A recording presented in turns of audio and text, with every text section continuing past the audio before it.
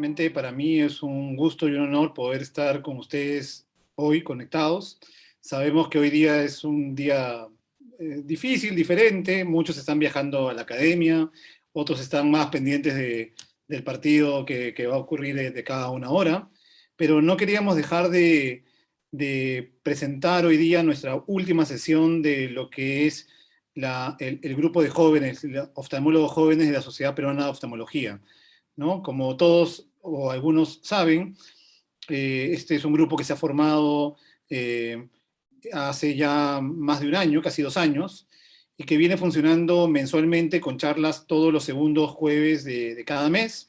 Hemos tenido charlas espectaculares a través del año que ustedes van a poder revisar a través del canal de YouTube, pero quiero de alguna manera agradecer y felicitar al grupo que ha estado dirigiendo este año y seguirá dirigiendo el próximo año el grupo de oftalmólogos jóvenes de la Sociedad Peruana de Oftalmología, que a la cabeza está la doctora Harumi Burga, seguido de Patricia Chirinos y de Walter Sánchez Reyes. Ellos tres han estado llevando la batuta de toda la organización, programación y convocatoria a los diferentes expositores que hemos tenido durante el año.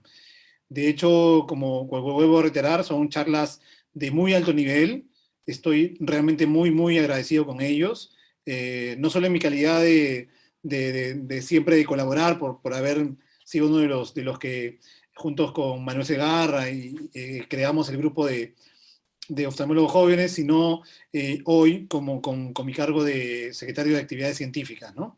Quiero agradecer obviamente también al Consejo Directivo, a la cabeza del doctor Dino Nateri, quien nos da todo el apoyo y siempre está pendiente y obviamente está siempre de acuerdo con que este grupo siga creciendo y siga formándose porque es lo que hoy en día se busca dentro de las sociedades, ¿no? Darle impulso también a las personas jóvenes, ¿no?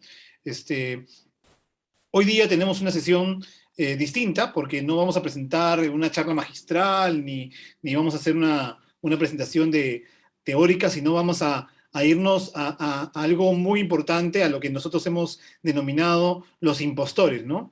Un título un poco sensacionalista, pero que si revisan la letra chiquita dice revisión de casos clínicos e impostores. No significa que Walter y yo seamos ningunos impostores en glaucoma. De hecho, cuando veía la publicidad igual me impactaba a mí mismo, a pesar de que yo había creado el título, pero para quienes tenían la expectativa vamos a tener la revisión de 2 casos clínicos, y bueno, vamos a comenzar con ello presentando obviamente a Walter Sánchez Reyes. Como ustedes saben, Walter es especialista en glaucoma, actual director de Glaucoma Lima Center y staff de Futuro Visión. Él ha hecho su especialidad en Colombia y es uno de los, digamos, oftalmólogos jóvenes y además especialistas en glaucoma de muy alto nivel que tiene en nuestro país. Realmente Walter siempre es colaborando con la sociedad, con el capítulo de glaucoma y además también invitado como ponente internacional en muchos de los casos. Así que para mí es un gusto poder presentarle a Walter, quien nos va a presentar el primer caso clínico. Santiago, muchas gracias por tus palabras. Tú siempre tan ameno y esa fluidez de palabra. Y lo de los impostores, tus pacientes te están buscando, así que hay que tener cuidado, compadre, porque esa foto está peligrosa. Bueno, para no hacerla larga, vamos al tema de los casos clínicos, ¿sí?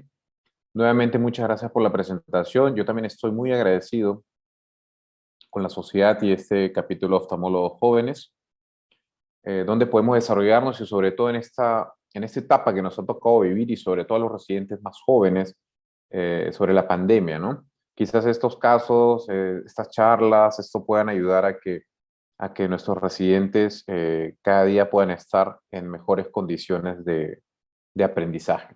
Así que bueno, vamos a hablar este caso clínico y lo hemos puesto, no todo lo que brilla es glaucoma.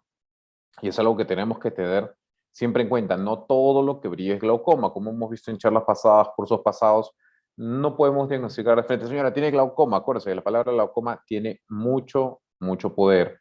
A los pacientes se pueden hasta llegar hasta la depresión con esto. Entonces, así como decía el chavito del 8, la que parece limón es de Jamaica, pesada de tamarindo. a veces con los exámenes complementarios nos está pasando lo mismo. Entonces hay que tener mucho cuidado y mucho tino para hacer esto. Entonces, empecemos. Vamos a ir pasando esto rápido. Es un paciente, ojo, varón adolescente de 13 años, que los estudios iniciaron cuando él tenía más o menos unos 9 años. Fue un parto natural sin complicaciones, no tuvo hospitalizaciones. Los padres refieren que es completamente sanos, pero sí tenía un dolor de cabeza o una cefalea crónica, ¿no? En el 2009 empezaron esos estudios, ¿sí? A partir de los 4 años encontraron que él tenía alteraciones visuales, ¿no? Lo vieron en lugares distintos y le indicaron que uno tenía ambliopía y sospecha de glaucoma. Entonces, al momento que le dicen a los padres, oye, ¿sabes qué? Tiene sospecha de glaucoma y tiene ambliopía, lo llevan inmediatamente asustados, ojo, por la palabra glaucoma, como lo repito, tiene mucho poder. Lo remiten a un instituto de referencia nacional, ¿no? Entonces fue valorado por oftalmopediatría, neurooftalmología y cardiología. Al final se llegó que no tenía ningún diagnóstico definitivo en la parte ocular. Entonces quedó con lo mismo, ambliopía y sospecha de glaucoma. Entonces los padres comienzan, ¿no? Sí, en los controles, lo llevan a hospitales, o sea, los padres trataban de buscar siempre algo más, ¿no? Entonces, cuando pasa esto, van de un oftalmólogo a otro oftalmólogo y siguen los controles y lo siguen chequeando, llegan en el mismo hospital de referencia, donde un médico le indica que tiene un médico oftalmólogo, un glaucoma de tensión normal y le inicia un tratamiento hipotensor inmediatamente. Entonces ya los padres asustados con glaucoma, que significa que el paciente se va a quedar ciego prácticamente para los pacientes. Para nosotros, un paciente con glaucoma no debe significar que se queden ciegos. Quiere significar que tenemos que seguir luchando para que nuestros pacientes no se queden ciegos, ¿sí? Entonces, le inicia el tratamiento de hipotensor a este paciente, ¿no? Entonces dicen, un paciente adolescente con tratamiento hipotensor y glaucoma de tensión normal, a nadie se le puede cruzar, ¿no? Entonces, ¿cómo llega hacia mí? Lo buscan por una segunda opinión. Con el diagnóstico de glaucoma de tensión normal y el tratamiento, como vemos en la pantalla, es latanoprost y dorzolamida. Va 8 meses en tratamiento y los padres siguen angustiados tanto por el diagnóstico como la posible ceguera. Entonces los padres ya estaban prácticamente ahogados. Ahora, es algo que pasa muy frecuente. Tenemos que tener en cuenta, los padres han estado llevando año tras año tras año, pero como nadie le decía que tenía glaucoma, siguieron hasta que encontraron a alguien que le dijo, tiene glaucoma. Y empezó la peor preocupación de ellos, ¿no? Entonces, cuando hablamos de eso, un glaucoma de tensión normal en niños, nos ponemos a pensar, digamos que no puede ser, entonces tenemos que investigar. Entonces ya después tenemos en los comentarios, después que terminemos el caso clínico, glaucoma de tensión normal en niños se puede presentar, es la gran pregunta. Así que investigar. Solo se han encontrado estos 2 artículos que hablan de un glaucoma de tensión normal en pacientes jóvenes. No hay más. Si alguien encuentra o sabe de algo, sería bueno que nos lo haga llegar. Pero no hay algo que nos indique un glaucoma de tensión normal en niños, ¿sí? Entonces, en el examen clínico, ¿qué es lo más importante? Lo que yo siempre recomiendo es, si uno está con su paciente, le hace el examen clínico primero, en su cabeza decir, sabes que este paciente tiene sospecha de glaucoma por el nervio óptico, le veo una escotadura, le veo un adelgazamiento ínfero-nasal, lo que sea. Eso tiene que llevarnos a la cabeza el diagnóstico como tal y confirmarlo con las tomografías, los campos visuales o lo que le quieran pedir. Pero lo más importante siempre, siempre tener el examen clínico, que es lo primordial, por decirlo así. Entonces, las agujas visuales, con la mejor corrección, 20-30. El defecto refractivo no es alto, ¿no? Como dicen, puede haber algo raro. No, tiene ese defecto refractivo, una hipermetropía y un astigmatismo que no son tan altos. Movimientos oculares perfectos, el segmento anterior completamente sano, no había defecto pupilar aferente, pero las presiones estaban en 5 y 5. Ojo, teníamos tratamiento de latanoprost y dorzolamida. Entonces, en la gonioscopía, grado 4 360, ninguna alteración, no habían sinequias ni nada. El fondo ojo llama la atención, ¿por qué? Porque antes de ver los exámenes, también recomiendo que nunca vean los exámenes de frente, dejen los exámenes al final, díganle al paciente, no voy a agarrar los exámenes, pues me voy a copiar. Prefiero verlo y después veo sus exámenes.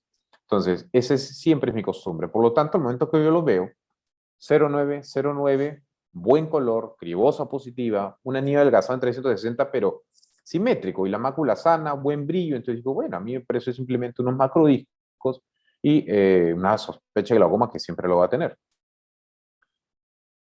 En el control, le quitamos los medicamentos, le quitamos absolutamente todo. ¿Sí? Le quitamos el latanoprol, le quitamos la orzolamida y ven que las presiones se han mantenido durante el tiempo en 10. ¿Sí? No ha habido mayor cambio en esos casos. Paquimetrías dicen, no, pero puede estar grueso. Bueno, 550, 547, para Latinoamérica son unas paquimetrías relativamente normales. Entonces, vamos a los estudios que se le hizo en ese tiempo. Tenemos este estudio que le hicieron una curva de presión y vemos que no hay un pico significativo de presión. Entonces, bastante raro, ¿no? Que le hayan dado el tratamiento. Eso fue el 2012. En esos exámenes, lamentablemente no se tienen las fotos a color, pero son fotocopias. Y esto es lo importante. Acá nunca le pusieron la edad. Es por lo tanto que salen blancos. Por eso que la base normativa no está hecho para pacientes menores de 18 años. Pero acuérdense, por más que tengamos la base normativa, nos fijamos nosotros en los valores. Y cuando uno ve estos valores son de terror. Pues una pesadilla eso, ¿no? Pues está cerca de los macrodiscos. Eso vamos a desmenuzarlo un poquito acá. Entonces vemos que el grosor está muy bajo. Si hablamos en una clasificación de tomografía, eso prácticamente eso está en un glaucoma terminal. El área del borde, cuando tenemos un área del borde menor a un milímetro, ya nos llama la atención. Entonces, ese está cerca de un milímetro, hay que tener cuidado. El área del disco está cerca de los macrodiscos en el ojo derecho, macrodisco en el ojo izquierdo. La proporción de la copa disco tampoco no se va fuera de límites tan marcados, ¿no? Y lo más importante, las horas del reloj son lo que más nos fijamos para ver, sobre todo en estas zonas de aquí, las 3 horarios superiores y las inferiores. Entonces, esos puntos rojos son los que yo me enfoco para ver nuestros exámenes. Es lo primero que vamos a revisar. Entonces, el campo visual sí muestra, por ejemplo, hay un arqueado superior completo, pero es de baja, se puede decir de baja profundidad, no se ve tan marcado. Y este examen, perdón, es del 2013, creo. Entonces, los pacientes lo siguen, los padres, perdón, lo siguen viendo, le hacen resonancias, en verdad hay discretos cambios estos inflamatorios, pero nada que evidencie algún daño más y que se justifique la tomografía o que justifique el campo visual. Entonces ya vienen esos exámenes complementarios que se hizo el 2016, 2017 y 2018, y vamos a verlos. Cuando uno ve esto, acá se le cambia la fecha para que pueda tener colores, por ejemplo, no somos acostumbrados a colores y no debería ser así. Vemos que a simple vista uno se asusta con esto y dice, señora, tiene glaucoma, vamos a darle tratamiento porque si no se va a quedar ciego. Es lo primero que dirían. Y en los comentarios vamos a ver qué van a opinar. Pero entonces, ya tenemos que el 2016 tenía esto. Pasamos al 2017. Muy parecido. Pasamos al 2018. También. Ahora, pueden decir, ¿no? No, pero cuando ya hay ciertos cambios, o a veces menores de 60 micras en el OCT, no hay mayor cambio ni mayor alteración. Sí, en algunos casos, pero en este caso particular el paciente no ha variado absolutamente nada, ni siquiera el anillo, ni el área, siempre se ha mantenido estable durante este tiempo. El campo visual también, si recordamos el campo visual que vimos como el 2013, el derecho está idéntico, el izquierdo hay un poco más de depresión en esas zonas periféricas, pero tampoco es algo tan significativo después de tantos años que haya habido ese mínimo cambio, no cuadra, ¿no? Entonces seguimos viendo los mismos efectos en el transcurso del tiempo. Ese es el del 2018. Entonces se repite el mismo esquema, ¿no? Y los últimos exámenes que se hicieron en agosto del 2018, el 2018 no tenía los equipos que ya tenemos ahora, entonces acudí al profesor de las imágenes, el profesor Mario Latorre, y comentamos el caso también porque es un caso bastante interesante. Y el doctor Mario Latorre, como siempre, muchas gracias al doctor Mario Latorre que siempre nos apoya con imágenes. Tenemos esto. Estas imágenes son las que tenemos que enfocarnos. Uno a simple vista puede decir, bueno, simplemente es un macrodisco y el examen debería salir normal, ¿sí? Esto es lo más importante que debemos tener. Esta foto nos resume todo. Vemos un buen brillo, vemos un buen anillo y un buen color. Miren aquí. En esto, hay algo que llama la atención y lo vamos a señalar ahora, que son los puntos de Gunn. Estos puntos de Gunn son unos puntos que aparecen cuando hay una gran cantidad de capa de fibras nerviosas, ¿sí? Algo que no se agarra, por ejemplo, con los exámenes de tomografías.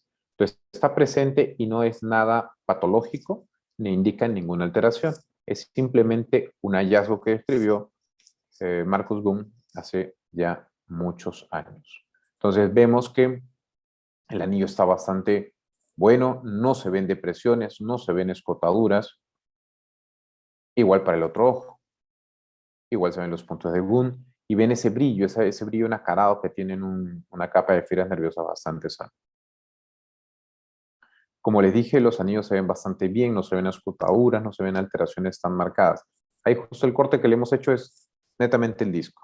Entonces ahí podemos ver y diferenciar las cosas. Este fue el último OCT que se le hizo, que es completamente igual al primero, se puede indicar, no ha habido mayor cambio ni nada. Ahorita vamos a tener unas imágenes para comparar. Y el PanoMap nos muestra esto. Y definitivamente esto lo hemos visto, claro que sí, en pacientes ya con glaucomas terminales. La diferencia es que en nuestros pacientes con glaucomas terminales ya no existe ni siquiera este anillo, está demasiado adelgazado. Entonces es llamativo, ¿no? Cualquiera que vea esto va a indicar que es un glaucoma. Pero acuérdense, si lo ven en exámenes, yo siempre soy la idea de nunca decir glaucoma, sino sospecha de glaucoma. Entre las dudas, tenemos una tecnología más que se llama el angio-OCT. El angio-OCT es una herramienta actual, es moderna, que nos ayuda a ver la perfusión, ¿no?, de los vasos. Y vemos en nuestro paciente que esto se puede ver. Hay una buena cantidad de flujo peripapilar en estos casos. Entonces, buen flujo, flujo disminuido y un paciente que ya tiene un glaucoma avanzado. ¿Qué pasa con nuestro paciente? Pasa esto. No concuerda, acuérdense, todo tiene que concordar. Las células ganglionares cuando se dañan, las alteraciones en la capa de fibras nerviosas, si está más avanzado podemos encontrar en el campo visual, en el angio-CT también debemos encontrar lo mismo, pero vemos que no cuadra. Si vemos, normal, que ya está un glaucoma leve y este está avanzado, con nuestro paciente no cuadra lo que vemos en el OCT con la angiografía. Aquí también tenemos a la mano izquierda un nervio óptico normal, uno con glaucoma, un glaucoma avanzado y el de nuestro paciente. Entonces, si lo ponemos a ver, por ejemplo, en el mapa de colores, de grosor, que estos todos son más similares, entonces deberían estar más similares las angios, pero el caso no es así. Aquí la cantidad de vasos que tiene dentro en el disco óptico también debería estar disminuido. ¿Cómo se vería? Como unas zonas más negras, más opacas, como en este caso, por ejemplo. Vemos en la parte superior uno normal, en el lado inferior algo que está ya más avanzado. El caso de nuestro paciente vemos que todavía tiene vasos presentes en esa zona. Entonces, la comparativa que nos lleva es la siguiente. Vemos el ojo derecho, el ojo izquierdo en el 2012, 2017 y 2018. Como vemos, no hay mayor cambio. Acuérdense que el glaucoma siempre va a tender a progresar. El paciente ha estado muchos años sin tratamiento y poco tiempo con tratamiento. Entonces deberíamos encontrar algo diferente. Y otra cosa, en los pacientes con glaucomas juveniles, por decirlo así, que entraría dentro del caso, serán sumamente agresivos. Entonces, no concuerda esto con lo que estamos viendo. La capa de fibras nerviosas, si analizamos hora por hora y nos ponemos a ver los valores, vamos a ver que los valores no se han reducido del 2012 al 2018. Por más que esté muy adelgazada en total la capa de fibras nerviosas, no hay un adelgazamiento marcado. Y acá vemos. Estamos viendo todo lo que ha variado en el tiempo, ¿no? Del 2012, 2018, 2012, 2018. Miren los cambios que hay. Si nos ponemos a ver exactamente la forma del disco, o a ver si encontramos una escotadura o alguna diferencia entre el 2012 y el 2018, en estos dos, las capas de fibras nerviosas, no vemos mayor cambio. Lo vemos exactamente igual. Entonces, el plan con este paciente, ¿cuál es? Primero, valoración por genética porque tenía un fenotipo de Marfan. La valoración por neurología, los controles frecuentes por departamento de glaucoma y mantenerlo sin tratamiento hipotensor, observarlo. Acuérdense, lo mejor que puede haber algo es observarlo. Si lo observamos, no hay problema. Ahora acuérdense, no vaya a ser que de repente alguno de los colegas presentes le ha pasado que el sábado por la noche ve esto y al día siguiente, el domingo por la mañana esto.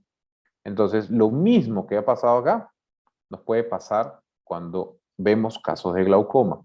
Por eso lo decimos, todo lo que brilla no es glaucoma.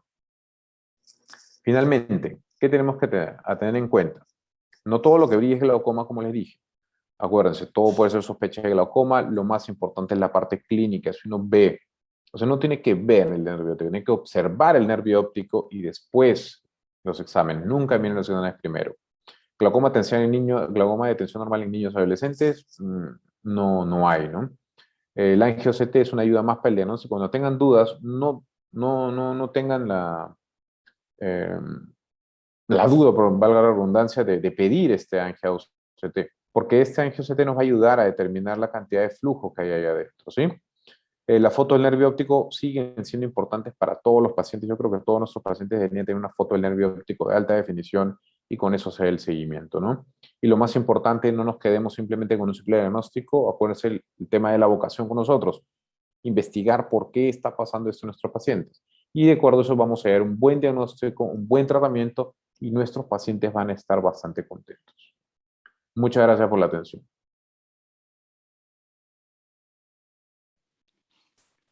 Buenísimo el caso, Walter. Realmente es un caso que muy aleccionador porque, te soy franco, algunas veces hemos tenido, los especialistas en glaucoma o en general, recibimos ese diagnóstico de glaucoma con tensión normal en niños o gente muy joven, y eso es lo primero que hay que pensar. No existe, o sea, esa sería una rareza, algo que no, que realmente no hay publicaciones, y lo primero que hay que pensar es que el diagnóstico está equivocado, ¿no? Así es. Este, yo tenía algunas preguntas, Walter. Igual vamos a ver si se animan a poner algunas preguntas en el chat para, para ver si podemos contestar. Una de las preguntas dice, buenas noches. ¿Se recomienda hacer OCT de papila a todo niño con una relación copa-disco grande? ¿No? Es decir, estos niños con copas sospechosas, ¿tú recomiendas el OCT? ¿Le haces OCT? ¿O con qué fin lo haces? Solo en algunos casos, cuando me llegan los pacientes que la mamá viene angustiada o el papá viene angustiado, me dice, doctor, le han dicho que tiene glaucoma y necesitamos, bueno, por tranquilidad de los papás, se le hace. Primero les tomo la presión, ¿sí? Se les toma la presión, si se dejan tomar con el Goldman, excelente, si no usamos el Iker. Uno. Dos, como le dije, el examen clínico para mí es lo más importante. Examen clínico y observación.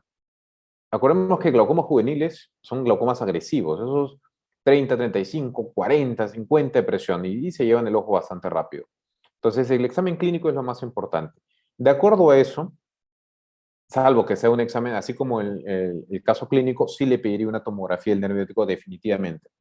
Pero si no, simplemente por tranquilidad de los padres. Si no, no hay por qué pedirlo, ¿sí? No hay por qué pedirlo. Entonces, eso yo creo que es a criterio de cada uno, pero yo recomendaría que en esos casos que el médico tenga la duda, el oftalmólogo, pídalo para estar mucho más tranquilos. Y si hay algo más raro, le pide su angio-CT sin problema. Y sobre todo rescatar lo que en la historia, en tu presentación de caso hay, y es que eh, la fotografía del nervio óptico, una fotografía donde se puede observar las fibras, que en los niños es fundamental, y si es posible utilizarla libre de rojo, ¿no? La fotografía en editra, es suficiente para darnos cuenta si hay un defecto de fibras nerviosas en esos pacientes, ¿no? Yo pido tomografía, por ejemplo, en esos casos, porque quiero hacer el seguimiento, pero le explico a los papás que la base de datos no está hecha y que no nos va, que por más que salgan algunos colores alterados, eso no significa que hay un diagnóstico, ¿no? Hay otra pregunta, Walter, ¿a qué atribuyes estos defectos que aparecían, por ejemplo, en la tomografía, ¿no? O sea, ¿cuál fue tu conclusión al final? ¿Qué le dijiste a los papás, no? O sea, ya, no es un glaucoma de tensión normal, porque me ha pasado a mí. Le digo, esto no es glaucoma, señores. Doctor, entonces, ¿por qué sale eso? ¿No? ¿Qué se le dice? O sea, es difícil porque no es un diagnóstico que podamos acertar, porque no tenemos en realidad un diagnóstico tan acertado, pero ¿cuál fue tu diagnóstico final, no? Claro, en estos casos prácticamente le dije, no sé qué es, porque es muy difícil, sí, eso es lo mejor. La honestidad es lo más grande que puedes tener con el paciente, ¿ah? De frente, si le sabes que no sé qué es. Entonces, vamos a investigarlo. Entonces, no se sabe claramente qué es, clínicamente se lee súper, pero el examen, claro, sale mal, sale alterado. Puede ser que en algunos casos la capa de fibras nerviosas por las tomografías salgan alterados, sí. Puede ser por algún defecto ocular que tenga el paciente, sí. Faltó hacerle de repente una longitud axial, faltó hacerle una biometría, faltó de repente varias cosas, ¿no? Que puede haber alterado el comportamiento o que el láser del equipo no llegue para este paciente. Pues se ha hecho en 3 equipos, entonces es bastante raro. En estos casos se le indica, no hay una explicación por la cual el paciente tenga ese daño, porque él ve bien, se desarrolla bien, juega bien, hace todo bien. Entonces, no hay una explicación por la cual la capa de fibras nerviosas esté adelgazada en ese equipo o adelgazada en los exámenes, ¿no? Entonces, hay que simplemente decirle con honestidad que no hay algo para explicarlo. Y es más, hasta ahora no sabemos cómo explicar eso. Puede haber un defecto, quizás, puede haber algo de fondo neurológico también. Ahora, siempre estos pacientes se pierden, ¿no? Ese paciente lo hemos perdido ya el final del 2018. Entonces, siempre hay que decirles eso, ¿no? No se llegó a la conclusión de qué está pasando, pero sabíamos que no es un glaucoma y que lo vamos a mantener en observación y remitir para que lo pueda ver también el neurólogo y algún especialista secundario o hasta un neurocirujano, ¿no? Claro, o sea, de hecho es una malformación congénita, ¿no? Del nervio óptico, que dentro de las que más frecuente tenemos, de estos colobomas o, o tenemos que a veces son megalopapilas, ¿no? Papilas grandes, ¿no? Que generalmente en pacientes jóvenes hacen que la tomografía se raye, o sea, que no salga ninguna lectura correcta, ¿no? Entonces, por eso hay que tener mucho cuidado cuando le indicamos a personas muy jóvenes tomografía y coherencia óptica y tienen esos nervios grandes. La proporción de errores que pueden ocurrir es alta. Entonces, hay que tener eso en cuenta, ¿no? Yo tuve un caso muy parecido. eh, Te acompaño en lo que dices. O sea, le dije, mira, esto no es un glaucoma, pero no sé qué es. Voy a empezar a buscar todas las posibilidades. O sea, no sé por qué sale alterada las fibras. Hicimos resonancia magnética, interconsulta, neurología y todo. Al final, lo que yo llegué a la conclusión era que la tomografía era muy mala para hacer exámenes en esos casos, porque no era el primer caso. Me llevó a investigar un poquito más y encontré justamente eso, ¿no? Todas las variaciones que podían haber en nervios grandes sobre la distribución de las fibras, que hacía que la tomografía no encontrara fibras nerviosas donde la base normativa le decía que tenía que encontrarlas y por lo tanto alteraba todo. Ahora, lo particular de tu caso es que en el promedio sale disminuido, ¿no? Entonces, ahí hay algo más que hay que buscar, digamos, en el error, pero yo creo que es una mala toma de la tomografía, es decir, la tomografía no es capaz de detectar en esos casos por la distribución y por el tamaño de la papila, ¿no? Entonces, más que una alteración de fibras del propio paciente, porque no lo tiene claramente con el brillo, se puede notar, ¿no? Hay otra, bueno, hay un comentario de nuestro amigo Will Mendoza que, que dice que es importante para desterrar la costumbre de hacerle tomografías a los niños y corregirle data a 18 años, ¿no?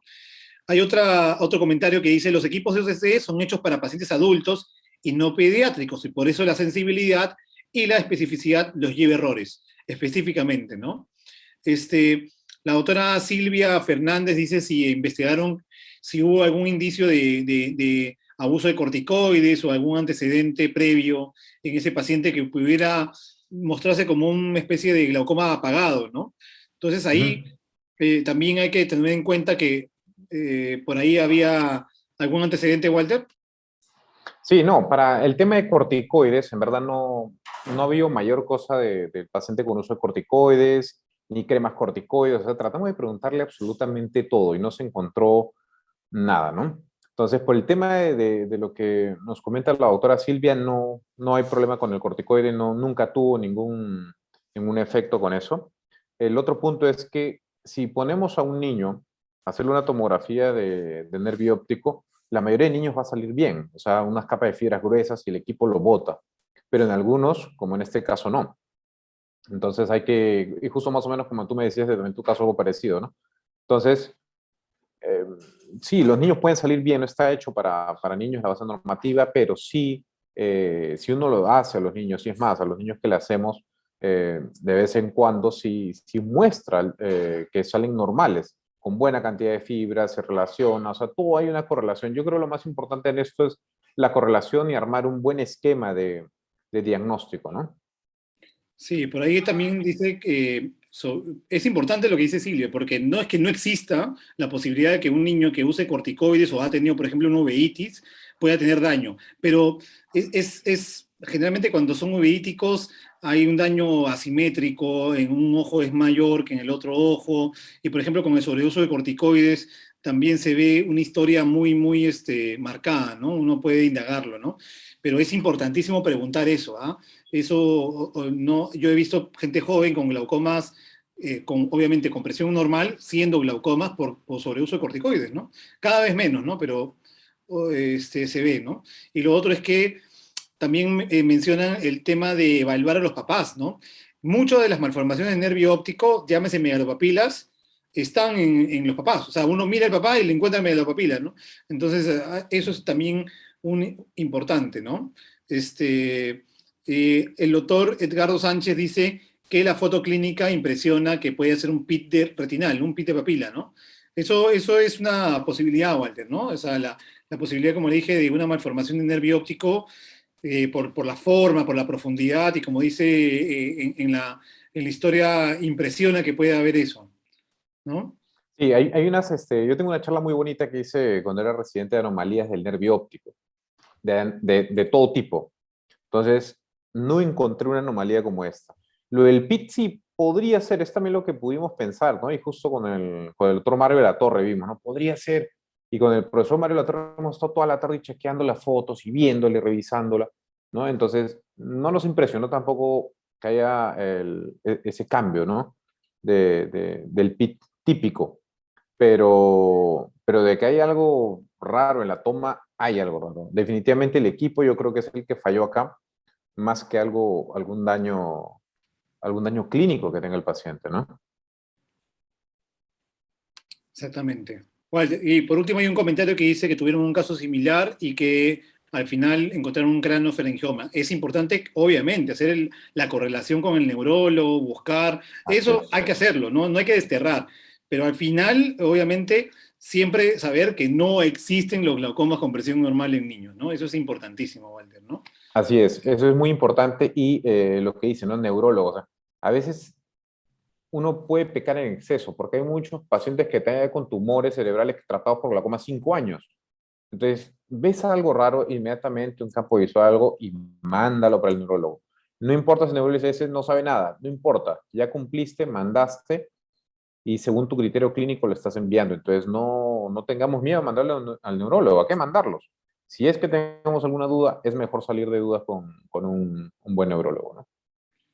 Perfecto. Walter, un casazo. Yo sé que esto da para una discusión enorme. De hecho, Sí, da para varias charlas y para poder ser. Gracias por compartir con nosotros este caso y por, de hecho, ilustrarnos con tantas imágenes que realmente nos ayudan muchísimo. Los puntos de Gunn, que nunca los había investigado yo, así que ya sí. siempre se aprende algo. Buenísimo, buenísimo, ¿no? Perfecto, Santiago. Entonces, ahora es tu turno.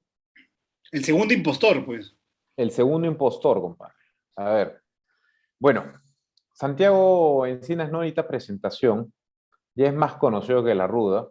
Él es especialista de glaucoma, está en el Hospital Alberto Sabogal Sologuren y trabaja en la clínica oftálmica.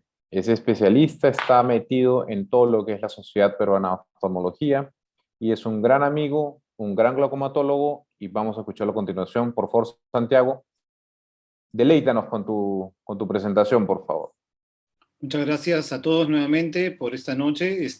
Yo hoy día voy a presentarles el segundo caso impostor. Este, y esto es un paciente de 74 años, sin ningún antecedente de importancia, que viene con una historia de 4 días de inicio brusco de dolor en el ojo derecho, asociado a un enrojecimiento ocular, y que fue evaluado en una emergencia, digamos, de un hospital del que a mi hospital le hacen referencia, ¿no? Entonces le encuentran la presión ocular elevada, la cámara estrecha, tratan de dar algún tratamiento inicial, con acetazolamida, etcétera, le dan el inicio del famoso cóctel, y como no responde, lo envían por emergencia como referido al Hospital Sabogal, donde obviamente yo estoy haciendo yo manejo la parte de glaucoma, y llega ese paciente, ¿no? A la evaluación, podemos ver que es un ojo con un enrojecimiento ocular importante. La presión intraocular en el momento que yo lo diagnostico, que yo lo evalúo, perdón, está en 32 milímetros de mercurio en el ojo derecho. La agudeza visual está disminuida en relación al otro ojo. Y obviamente se ve, como pueden ver en las fotos, una cámara anterior bastante estrecha, una midriasis que no responde a la luz, ¿no? Se hace una gonioscopía y se puede ver cómo el ángulo está cerrado, ¿no? Y lo primero que obviamente a uno se le ocurre, y con el diagnóstico que fue enviado, es que ese es un cierre angular agudo, ¿no?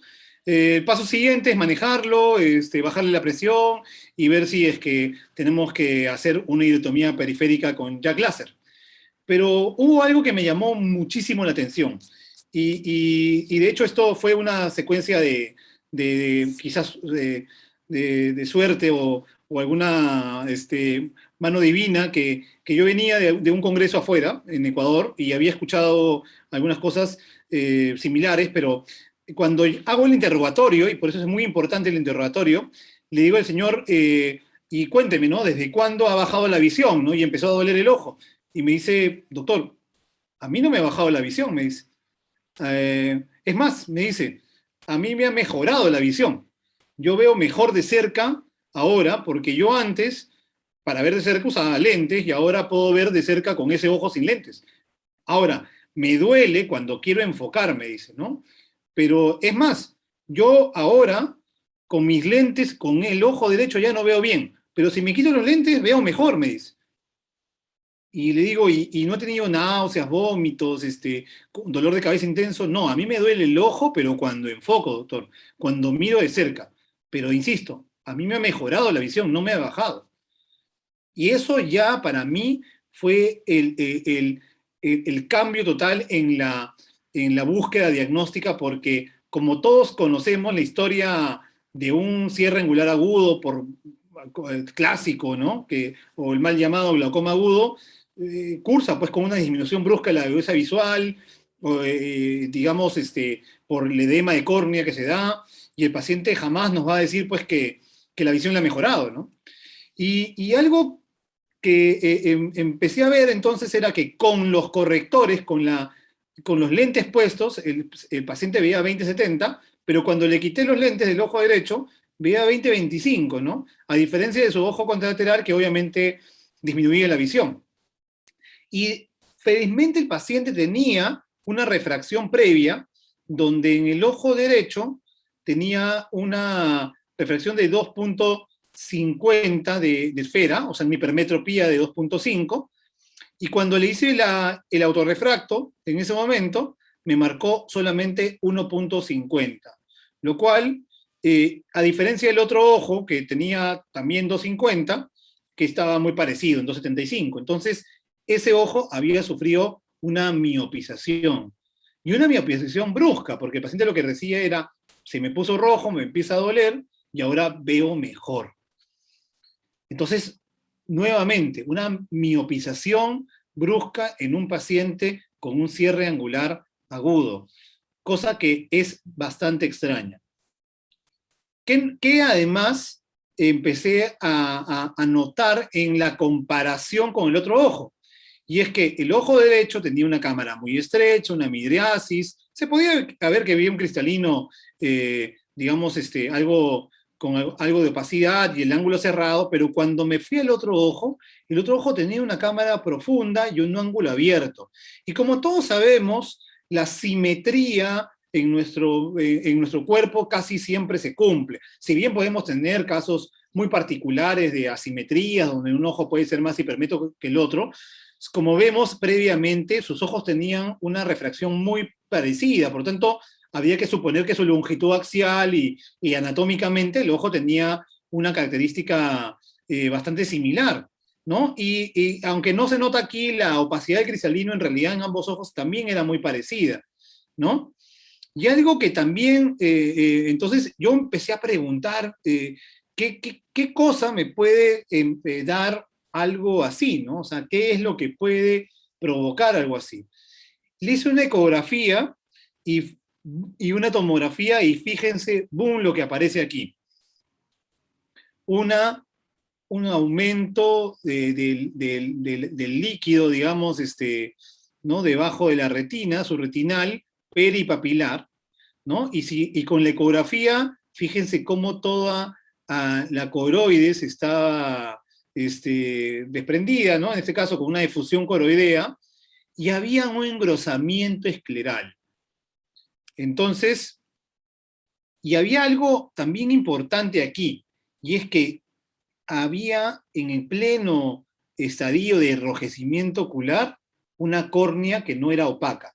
No le había bajado la visión, sino había mejorado. Había dolor a la hora de enfocar. El paciente tenía un ojo contralateral totalmente distinto, es decir, un ojo con una profundidad mayor y un ángulo abierto. Entonces, no era, había que buscar algo distinto a lo que clásicamente se nos hubiera ocurrido en lo que era un cierre angular por bloqueo pupilar, mal llamado, como les digo, el glaucoma agudo.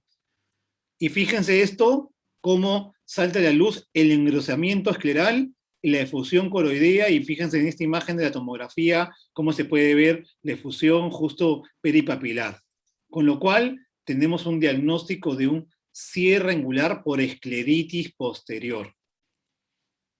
La escleritis posterior, como todos saben, es una inflamación de la esclera, cuyo síntoma principal es el dolor, y que está asociada a algunas enfermedades autoinmunes como lupus, granulomatosis, artritis reumatoidea, o puede ser idiopática. Y puede desarrollarse como escleritis por sí misma, o también puede estar asociada a una escleritis anterior.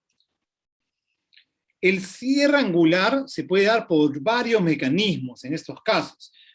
Hay congestión vascular, esto provoca una inflamación de la esclera y el cuerpo ciliar y la coroides, hay una difusión cilocoroidea, rota el cuerpo ciliar, ¿no? Hacia adelante, y obviamente eso provoca un desplazamiento de todo el diafragma iridolenticular. Si podemos recordar que los mecanismos de cierre angular pueden darse clásicamente por bloqueo pupilar en la mayoría de casos, lo que casi todos vemos en lo que es el cierre angular agudo, pero también existen bloqueos, angulares por iris plató, cierres facomórficos, pero hay un mecanismo que es poco descrito, que es el mecanismo detrás del cristalino, donde podemos ver algunas veces, por ejemplo, el síndrome de misdirection o el glaucoma maligno. Pero en este caso es un mecanismo de cierre detrás del cristalino retrolenticular por una efusión coroidea debida a una escleritis posterior. La miopización se da obviamente porque hay una disminución del radio de cuerpo ciliar, hay una disminución del grosor de las fibras onulares y hay un aumento del diámetro del cristalino, ¿no? Entonces esto hace que aumente la distancia entre el cristalino y la fovea por desplazamiento de todo el diafragma iridolenticular. Entonces se da una miopización, como podemos ver en estos casos del 2016, y en este caso en esta VM que se puede ver, ¿no? Entonces hay todo un desplazamiento de todo el diafragma iridolenticular. Se miopiza el ojo, que era de donde partió mi sospecha y donde podíamos ver en este caso de dónde agarrarnos para poder hacer la sospecha diagnóstica, ¿no? Y obviamente el diagnóstico se da por el clásico signo de la T, que ocurre por la efusión subtenon y engrosamiento de la pared escleral, ¿no? Que se puede ver a través de la ecografía ocular. El tratamiento está dirigido a disminuir la inflamación uveal, disminuir la presión, obviamente, en ese caso, y revertir el cierre angular. No se trata como un cierre angular agudo, en estos casos donde uno da pilocarpina. Al contrario, en estos casos hay que usar atropina, tal cual se puede usar, por ejemplo, en los casos de glaucoma maligno. Acuérdense que la atropina es muy importante. Entonces, ahí está mucho de los casos, porque la pilocarpina podría empeorar el caso, ¿no? Entonces, en estos casos hay que manejar la inflamación escleral con corticosteroides sistémicos, hay que usar corticosteroides tópicos, cicloplégicos y obviamente hipotensores oculares mientras el cuadro hipertensivo dure, ¿no? La atropina ayuda a desplazar posteriormente todo el diafragma irido-lenticular. Miren cómo esta rotación del cuerpo ciliar y todo ese diafragma que está empujado revierte, y generalmente a las 24 horas el cierre angular revierte. Y la presión intraocular se puede normalizar luego de 7 días de tratamiento inflamatorio. Este paciente, yo le inicié tratamiento con corticosteroides sistémicos, le hice una interconsulta reumatología, para buscar el origen. Al final, después de muchas pruebas, se diagnosticó como una escleritis de origen idiopático, pero al mes que se había suspendido los corticosteroides, hizo el mismo cuadro en el ojo contralateral. Igualito, el mismo cuadro, un poco menos severo porque ya llegó directamente conmigo, y obviamente tuvimos que instaurar nuevamente el tratamiento, pero en este caso sí se le dejó corticosteroides sistémicos por más tiempo, esperando que reumatología encontrara un diagnóstico y manejara la dosis. El paciente se perdió, regresó después de un tiempo con dosis altas de corticosteroides, pero lamentablemente en ese caso esto le produjo unas cataratas, un síndrome de Cushing porque estaba con dosis altas. Yo empecé a disminuirle la dosis a medida que era posible, ya que reumatología no le había dado un manejo adecuado obviamente por el tema de citas y porque los exámenes de laboratorio que le había pedido no se los había podido realizar y el paciente no había regresado a sus citas, pero hizo el mismo cuadro en el ojo contralateral. Pero fíjense cómo después de un tiempo el ojo derecho, que estaba congestivo y que nos daba esta incluso quemosis que se puede ver si uno ya no empieza a pensar en un cierre angular agudo, sino en la escleritis, como el cuadro clínico no es muy similar, pero no es exactamente igual. Y fíjense cómo revirtió el caso completamente. Esa es la fotografía del ojo derecho, que quedó espectacularmente igual como estaba el otro ojo contralateral. Fíjense cómo el ángulo luego se abrió completamente, ya no había un cierre angular, porque no había habido un bloqueo pupilar, entonces no fue necesario hacer un tratamiento con iridotomía periférica. Y fíjense cómo después de 6 semanas, en este caso de tratamiento, ya se eliminó toda la efusión, y miren cómo después de un tiempo la ecografía de ese ojo y el grosor coroideo también se pudo normalizar.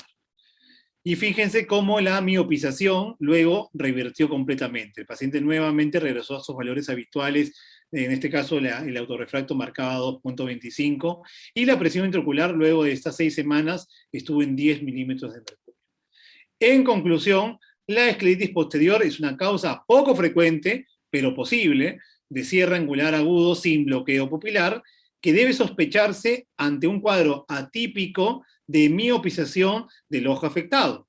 El diagnóstico temprano por ultrasonografía es fundamental para evitar el uso de medicación que esté contraindicada, como la pilocarpina, o hacer procedimientos innecesarios como la iridotomía periférica.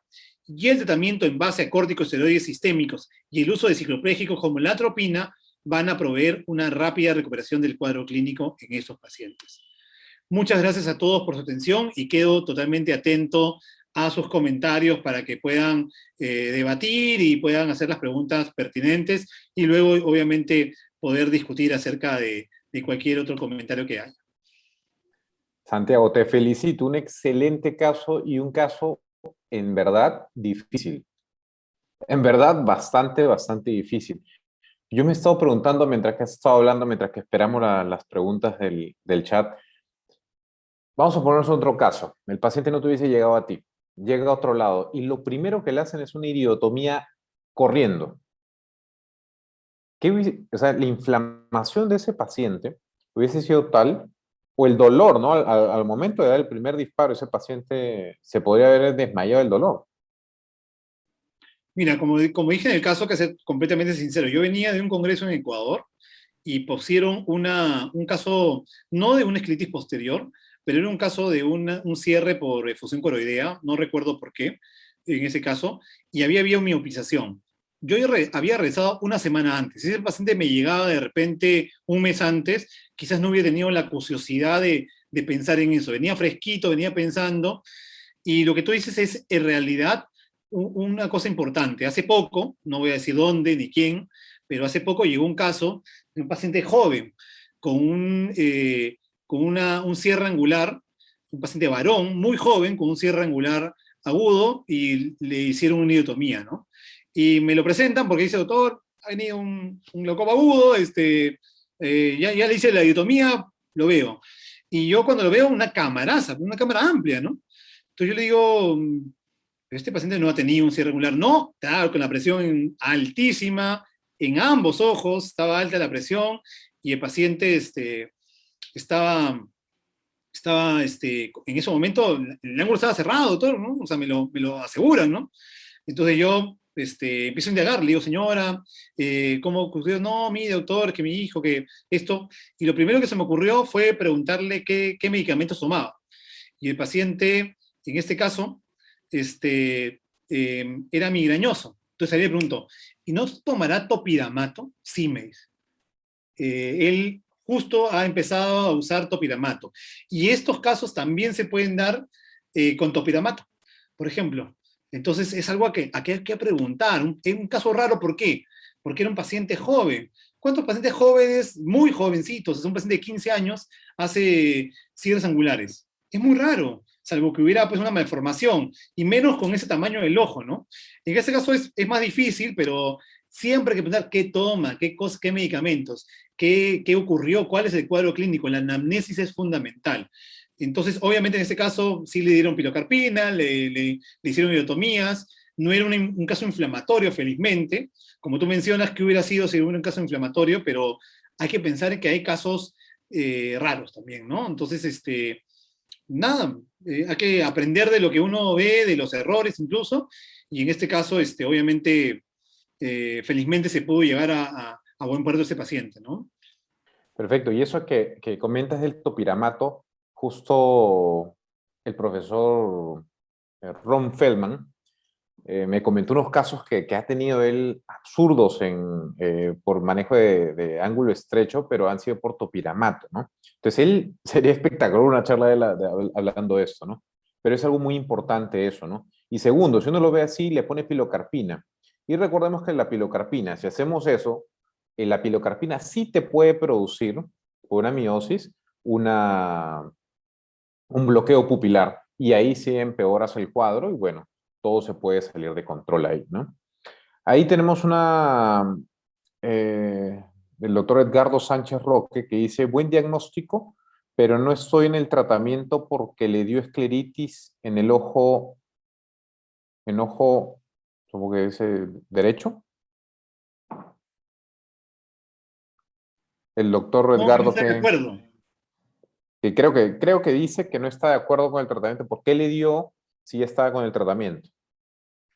Ah, no, en este caso por eso, yo inicié tratamiento antiinflamatorio, pero obviamente eh, no le inicié tratamiento, pero el paciente le bajamos la dosis de corticoide bastante alto, bastante rápido, ¿no? Porque yo tenía temor de manejar los corticoides y se lo derivé a la área de reumatología, ¿no? Para el estudio. Lamentablemente, cuando llega reumato, este paciente se pierde porque empieza a esperar la cita, los exámenes y todo, y viene con el caso. Y es cuando yo decido mantener el tratamiento luego, y Y como dice ahí el doctor Edgardo Sánchez, que gracias por sus comentarios porque realmente son de mucha utilidad, en esos casos van perfecto con inmunosupresores, ¿no? Sí, yo me guié de todo, felizmente yo trabajo con gente realmente muy capaz, lo llamé al doctor em, a Carlos Iberi en ese entonces, y si bien yo estoy en el hospital, Carlos trabaja conmigo en oftálmica y le dije, Carlos, mira, usted paciente, lo estoy tratando con corticoides y es un veneno, ¿no? Lo estoy matando a pocos, ¿no? Entonces, y reumato no le daba cita, no le daba respuesta, ¿no? Y efectivamente una de las cosas que conversamos fue la posibilidad de darle inmunosupresores, ¿no? Fui a reumato con el paciente, yo fui a presentarme con el reumatólogo y el reumatólogo me dijo, mira, mientras no tengo un diagnóstico claro, yo le sigo dando los corticoides y luego le voy a ir quitando. Hay un montón de exámenes que le tengo que pedir, etcétera. Yo no estaba de acuerdo con el reumatólogo. Lamentablemente el paciente se pierde por la frustración de no conseguir las citas en reumato y lamentablemente cuando regresa, yo lo vuelvo a ver, ya lo vuelvo a ver con dosis altas de corticoide que no había dejado de tomar y con cataratas súper densas. Le quité los corticoides, ya, después creo que lo vi después de un año y le quité todo el tratamiento, no hubo recurrencias de nada hasta ese momento y estaba preparando para operarlo de catarata y ¡boom! Viene la pandemia. Porque él estaba creo que a una semana de operarlo de catarata al paciente. Al final de todos los estudios se quedó como una escleritis idiopática. Nunca se llegó a un tratamiento bien, pero sí, lo correcto es de iniciar obviamente corticoides, pero luego si vamos a prolongar el tratamiento como cualquier enfermedad reumatológica, no podemos mantenerlo con dosis altas, sino con inmunosupresores, ¿no? Que va muy bien, ¿no? De hecho. Correcto, pero a veces es bastante raro que en el ojo adelfo, en el contralateral, le vaya a pasar, ¿no? Generalmente a veces agarra un solo ojo y se prende de ese ojo y se prende de ese ojo y el otro ojo lo deja tranquilo bastante tiempo. Pero acá como justo el doctor comentaba, ¿no? Que, que había esa posibilidad o esos cambios.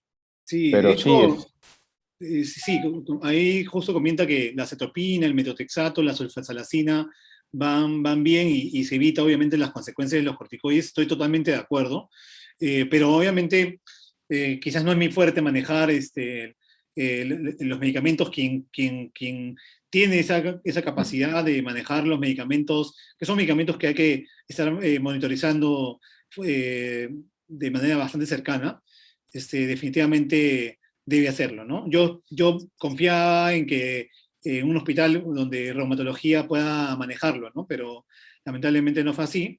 Pero sí, efectivamente el tratamiento debe partir por ahí, ¿no? Por inmunosupresores, ¿no? Santiago, ¿y qué nos dirías, por ejemplo, para que de repente estos casos, aunque no se vean, ¿no? También a mí me ha llegado pacientes que le han hecho iridotomía láser y era un paciente uveítico. O sea, ya te imaginas que ese paciente, las pupilas se le queda, eso fue terrible. Pero entonces, siempre uno, yo creo que revisar siempre el ojo contralateral, agonioscopías, ¿qué más nos indicarías? ¿Más clínica? ¿Qué opinas de eso tú? Mira, yo puedo no tener indicios clínicos, el paciente puede ser mal informante, pero si yo miro el ojo contralateral y veo que el ojo tiene una cámara abierta, un ángulo abierto, definitivamente debo sospechar que algo no está bien, ¿no? O sea, que no, o sea, porque es muy raro que yo encuentre pues un cierre angular agudo en un ojo y que el otro sea pues una cámara amplia con ángulo abierto, ¿no? Eso es rarísimo, ¿no? Eso no es común. La mayoría de pacientes tienen, no simétricos, pero tienen cierres angulares en ambos ojos y obviamente uno de los ojos hizo el cierre angular, ¿no? Entonces, creo que ahí está algo que no tenemos que pensar mucho, mirar el otro ojo, no dejar de eso. Y lo otro es que, obviamente, en la anamnesis, ¿no? O sea, preguntarle al paciente si la visión ha disminuido, si hay dolor al enfocar, ¿no? Si se fijan, el color del ojo no es la típica congestión del cierre angular, porque había un poco de quemosis, un poco de aumento, era distinto, ¿no? Y sobre todo ahí, que no había una córnea opaca, ¿no? No había señales del típico cuadro donde había una opacidad corneal y tú puedes ver pues la opacidad, ¿no? Entonces, definitivamente es un caso que sale desde la anamnesis y el examen clínico inicial, ¿no? pero mientras no conozcamos que esto puede ocurrir, quizás no lo vamos a sospechar y hoy día de repente van a todos a cuando tengan un caso de cierre angular, por ahí buscar algún indicio y no aventurarse a ir de frente a lo clásico, ¿no? Eso es importante, sobre todo estos casos que uno los tiene, ¿no? Y cuando uno recuerda, en una semana, 2 semanas llega un caso, ya sabemos qué podemos hacer y qué no hacer, ¿no? A veces es vísteme despacio que estoy apurado porque el problema que se forma si es que hacemos o tomamos decisiones apresuradas en estos casos, a veces se nos vuelve un dolor de cabeza. Pero excelente, excelente el caso, es un caso bastante difícil de manejar y sobre todo el seguimiento, ¿no? A veces nuestros pacientes se pierden, no vienen a las consultas, y nunca más los vemos. Pero estos casos quedan ya para siempre el recuerdo y saber, es como una guía que vamos a tener más adelante. ¿Algunas palabras finales, Santiago? Nada, nuevamente agradecer a todos por la acogida que han tenido a lo largo de las charlas de el capítulo de oftalmólogos jóvenes de la Sociedad Peruana de Oftalmología. Esta es la última charla del año, en realidad, y esperamos que el próximo año podamos trabajar nuevamente para poder llevarlos a ustedes estas sesiones que nos ayudan muchísimo y ser siempre una puerta abierta para que todos aquellos que quieran mostrar, estamos abiertos a que puedan mandarnos alguna recomendación o quieran presentar, nosotros también estamos abiertos a ello. Siempre estamos en la búsqueda de quienes quieren involucrarse, colaborar con el grupo de jóvenes, no solamente exponer, sino ideas, cosas innovadoras. Realmente para mí va a ser siempre un gusto poder trabajar con todos ustedes. Agradecerle a Harumi, que a pesar de que ha estado en estos meses, esos últimos meses de mamá, que todos sabemos que es un trabajo arduo, a Patti Chirinos, a ti, Walter, y a todos los que nos han realmente ayudado este año, un gran abrazo y nada, invitarlos a seguir asistiendo a las charlas de la Sociedad Peruana de Oftalmología, que tenemos muchas novedades, siempre buenas charlas para todos ustedes. Y Walter, nuevamente gracias, es un gusto siempre compartir contigo las sesiones, así que un abrazo y que hoy gane Perú, ya no sé si ya comenzó el partido, creo, pero hoy ganamos, Yo de espero todas que sí. maneras. Bueno, muchas gracias a todos, gracias por acompañarnos. Ya nos volveremos a ver pronto. Santiago, excelente todo. Muchas gracias por todo. Así que un fuerte abrazo para todos y que gane Perú. Nos vemos.